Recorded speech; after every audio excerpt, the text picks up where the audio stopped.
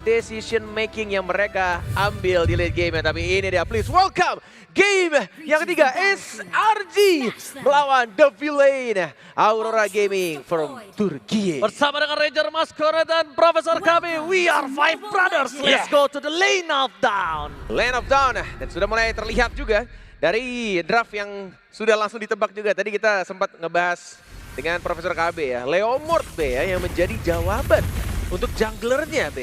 Boleh sedikit penjelasan, B? Kenapa tuh, Bang? Kalau boleh tahu, Bang. Wah, yang pasti satu optionnya habis ya. Yang kedua juga yang paling stabil juga, dia build-nya banyak. Dia bisa full damage, dia juga bisa ke arah sustain. Karena ada beberapa Leomord yang miripnya tuh War Axe langsung brute force. Jadi mirip-mirip itemnya sama Lancelot. Dan kita tahu sendiri bagaimana masifnya critical damage yang diberikan sama Leomord juga.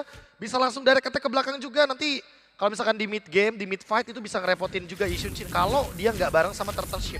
Yes, terlihat dari early game yang tampaknya masih cukup sama-sama enak. Kecuali di area tengahnya Stormy yang tampaknya sudah kecil banget. Satu hit lagi, tapi untung masih aja ada burung fairy tadi ya. Aduh, untung aja ada burung fairy dan hampir first blood di depan sana. Oke, kalau first blood. Tapi menurutku kalau flicker itu lebih bahaya. Ngomongin ke arah Varsha dengan adanya TNC dengan Leomord net di arah turtle tanpa flicker. Wah itu sih nyawanya setengah udah di kaki kuda. Yes, dan ini dia untuk emblem yang dipakai, B. Apa yang lebih menarik untuk game sekarang? Kayaknya pemilihan dari Lethal Ignition. Oh tapi ada ini. Oh tapi gue suka banget invite jungle-nya. Mereka akan paksa dengan coba Barbriel dan pasal satu point kill nggak bisa mereka dapatkan.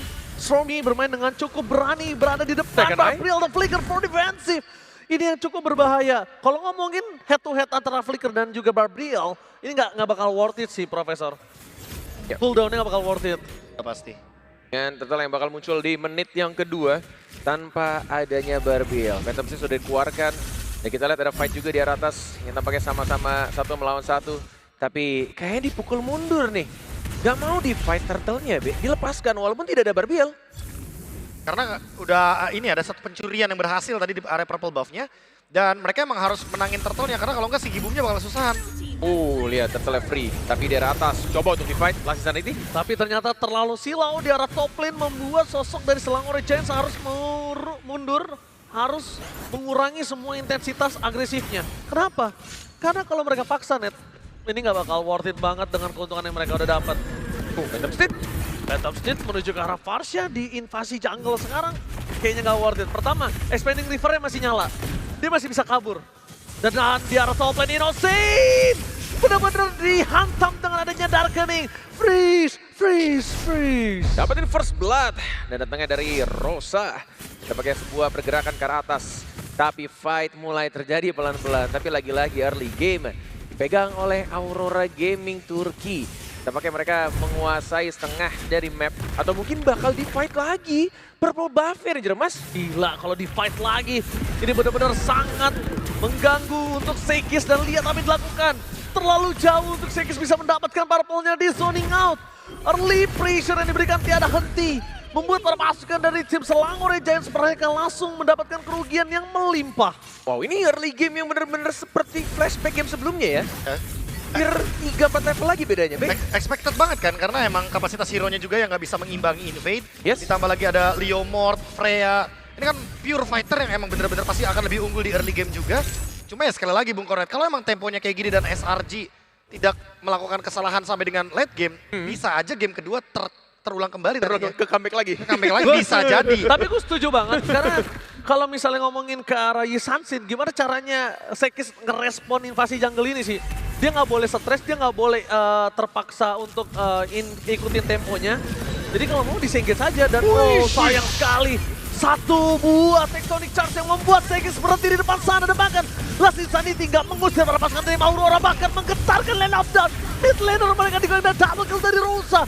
Membuat para pasukan dari tim Selangor Giants mereka kehilangan 3 membernya. Wah, di commit abis-abisan, di flickerin ke depan sama Uranusnya. Dapetin point kill yang sangat banyak, 4-0 dan bahkan di arah atasnya juga di push. Dan lagi-lagi, turtle keduanya free. Ini benar-benar ke flashback seperti layaknya di game sebelumnya, game yang kedua, Be. Tinggal gimana caranya closing the game-nya. Harus benar-benar rapi. Kalau mereka tidak reset, mungkin akan comeback lagi. Tapi mungkin sekarang ada jawabannya Bung Kornet. Ada Freya sebenarnya dari si Gibum yang dia juga di sini memberikan sebuah respect ya. Dia bawa Purify karena dia tahu di sini Yums akan menjadi kendala dengan Tsunami Slam. Yap, tapi ada fight di arah bawah. Wah, dia bakal dilahap, dilumat dengan adanya Darkening. Nggak mungkin bisa bertahan, Kram. Udah ngomongin karena Darkening udah membuat Esmeralda pasti tenggelam. Tapi B, ada satu celah sih B. Tsunami Slam, celah yang didapatkan Selangor Giants itu dia. Ada satu celah. Satu Tsunami Slam, karena kita tahu Lunar udah nggak ada flicker dan dia bukan Purifier. Yes, benar-benar sebuah lagi-lagi gempuran dari segala sisi yang ngebuat dengan dua fighternya kiri kanan ngebuat mereka akhirnya sangat-sangat kuat. Tapi Phantom Fist lagi-lagi dikeluarkan. Oh, langsung aja dengan ada kudanya. Berhasil menggetarkan Teddy Sindor Senayan dengan Phantom Fist yang diberikan. Pelangor Red Giant kali ini benar-benar porak-poranda. Selangor Red Giant seakan-akan kehilangan seluruh jungle-nya. Invasi jungle yang tiada henti dari menit yang pertama. Bahkan di menit saat ini mereka sudah berhasil mendapatkan inner turret di arah top lane. Hehehe, ini masih 6 menit. Dan selalu saja early game dipegang oleh Aurora Gaming Turki.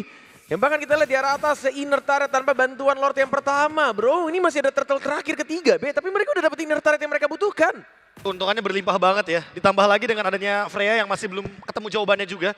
Dan ini adalah jawaban yang tadi sempat dipertanyakan juga. Gimana cara endgame-nya? Si Gibum setidaknya bakal punya attack speed yang cukup. Yes, tapi ada Grok. Sudah dikeluarkan. Mau dimajuin. Tsunami Slam-nya gagal karena Purify Gaming Save the Day untuk Rosa. Trigger terhadap Order Brilliance-nya juga nggak mau terlalu terburu-buru.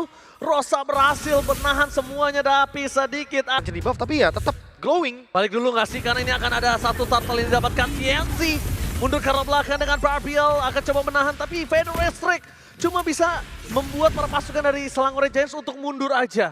Bukan untuk ofensif balik net. Yes, perfect turtle lagi-lagi didapatkan oleh Aurora Gaming yang benar-benar nih ngebuat early game mereka semakin snowball. Semakin jauh lagi, 5.600 gold yang sudah mereka dapatkan. Dan bagaimana mereka untuk mempertahankannya atau mungkin desisi lagi-lagi ketika mungkin Lord 1 atau 2 mereka dapatkan mau langsung di end game, mau dirapin lane-nya, apapun itu asal jangan sampai ke comeback. Karena kita lihat di arah bawahnya, Mighty Swing masih coba untuk bermain dengan sabar.